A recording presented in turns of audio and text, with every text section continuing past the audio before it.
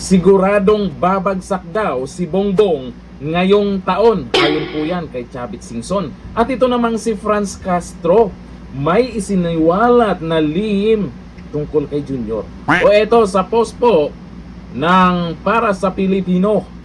Ayon dito, ginulo mo BBM ang mga kabataan sa Mindoro. Kasi nang nakaraan po may kaguluhan pong nangyari doon na kung saan habang nagsaya po dito sa Metro Manila, mayroon pong mga kaliwa na nagkagulo po doon laban po sa mga militar.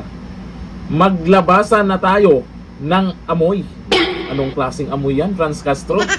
Ikaw lang naman ang may hawak ng pondo sa Pinas. Lahat ng pag-uutos mo, sinunod namin. Ako, totoo kaya ito? Kasi naman, ngayong pong araw na to ay pinirmahan na po yung napakalaking budget na naman. Trilyon na naman.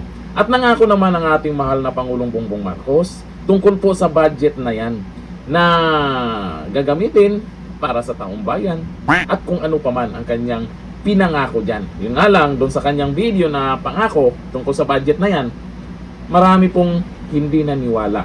Eh, siyempre, alam natin yan na marami talagang hindi naniwala dahil negative 3 na nga. O dito po tayo sa sabi po ni Chavit Singson na sigurado daw nababagsak.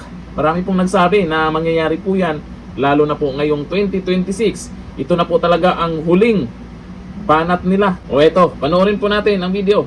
I believe in miracles and I believe in destiny.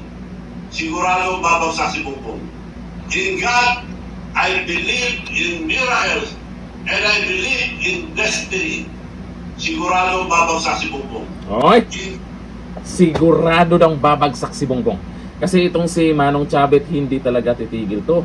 Ngayong araw din kasabay po sa pagperma ng ating mahal na Pangulong Bongbong Marcos sa trilyon na budget na yan, ay ito namang si Manong Chavit ay mayroong biglaang live na kung saan ipinakita po yung mga ebidensya di umano tungkol sa maanumalyang flood control projects at sa mga at inilabas din niya yung mga pangalan na pumaldo di umano, mga malalaking pangalan.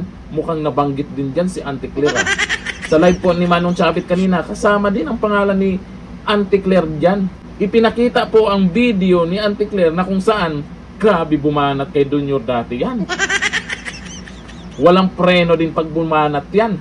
Nakakagulat na lang, mukhang nagbago bigla. Kaya ang sabi po sa mga nag-comment dyan, marami talagang mababago ang pera. Hindi lang buhay, ang ugali pa. Ay, ayon po dito sa mga nag-comment dyan sa sinabi po ni Manong Chavit. Ay, mangyayari kaya yan? Kailan pa kaya yung sinasabing babagsak si Bongbong? Ang sabi po ni Manong Chavit ngayong taon na ba yan? Kung mangyari man yan, sino ba ang papalit sa kanya?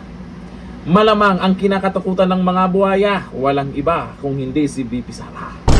O ayon po dito sa mga nag-comment sabi ni Gabriel Orolfo, labas keyboard warriors. Ay, marami sila niyan. Talagang marami sila niyan. Todo na ngayon. Ngayong 2026, ito todo na nila yan. Kasi huling pagkakataon na nila.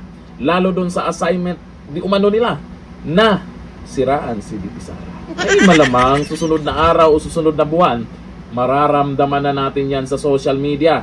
Pero ang tanong, ang taong bayan, manunood na lang ba? Makikinig na lang ba? Hahayaan na lang ba ang ginagawa nila kay VP Sara? Siyempre hindi. Baka yung mga nakaraang rally ay ngayong taon baka mas matindi.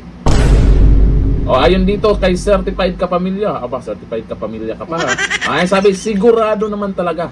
Nako, kakabahan na naman yung mga loyalista. Nga, sigurado daw. O sabi ni Chris M. Albior, sana nauna agad. Agad. Ay, lang kayo. Sila naglalaglagan na. O ito si Chavit Singson, dating kakampi. Ngayon, isa sa maingay na naglabas ng mga resibo di umano sa nangyaring korupsyon. Nako, kaabang-abang to sa mga susunod na araw Babagsak nga ba si Bongbong? Ano sa tingin nyo? Comment down below. Hanggang dito lang. Thank you. Bye-bye.